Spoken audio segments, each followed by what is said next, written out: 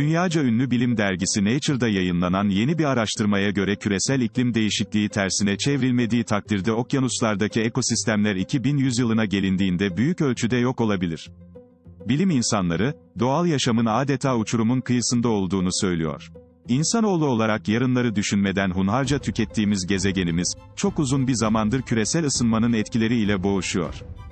İnsanoğlu olarak yarınları düşünmeden hunharca tükettiğimiz gezegenimiz, çok uzun bir zamandır küresel ısınmanın etkileriyle boğuşuyor. Son yıllarda fırtınaların, orman yangınlarının ve kuraklıkların her zamankinden daha sert yaşanması ve ne yazık ki pek çok canlı türünün yok olması, dünyamız ve tabii ki onun çatısı altındaki tüm canlılar için çanların her zamankinden çok daha gürültülü bir şekilde çaldığına işaret ediyor.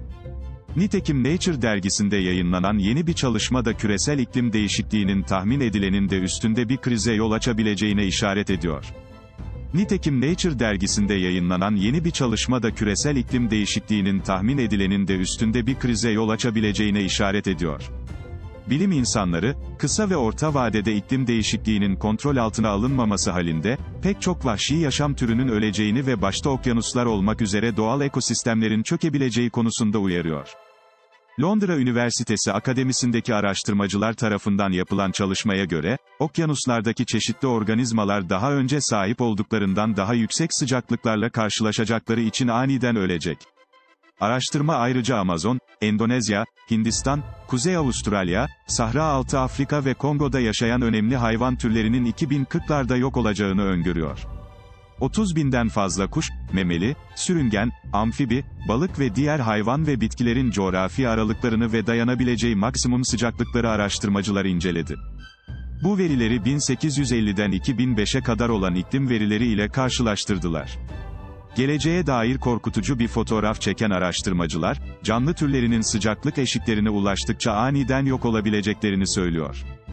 Çalışmanın başyazarı Londra Üniversitesi Akademisi'nden Alex Pigot, iklim değişikliğinin biyoloji çeşitliliği üzerindeki etkilerine bakan yüzlerce çalışmaya rağmen, bu ani çöküş pattern'i daha önce tespit edilmedi, çünkü çoğu çalışma sadece belli bir alana odaklandı.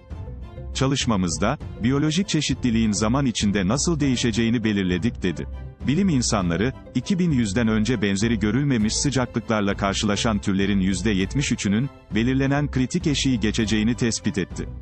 Sera gazı emisyonlarının azaltılmayıp, küresel sıcaklıkların 2100 yılına kadar 4 derece yükselmesi halinde, ekosistemlerin en az %15'inin aniden yok olacağını işaret eden çalışma, bu yıkımın geri dönüşü olmayan bir hasara neden olacağını ifade ediyor. Paris İklim Anlaşması kapsamında belirlenen küresel ortalama sıcaklık artış limitinin 1,5 ile 2 derece arasında sınırlandırılması taahhüdünün yerine getirilmesi halinde ekosistemlerin sadece %2'sinin bu ani çöküşten etkileneceğine dikkat çeken bilim insanları, önümüzdeki 10 yıl içinde sera gazı emisyonlarını azaltmaya yönelik çabaların artması halinde, risk altındaki türlerin ve ekosistemlerin büyük ölçüde korunacağını vurguluyor.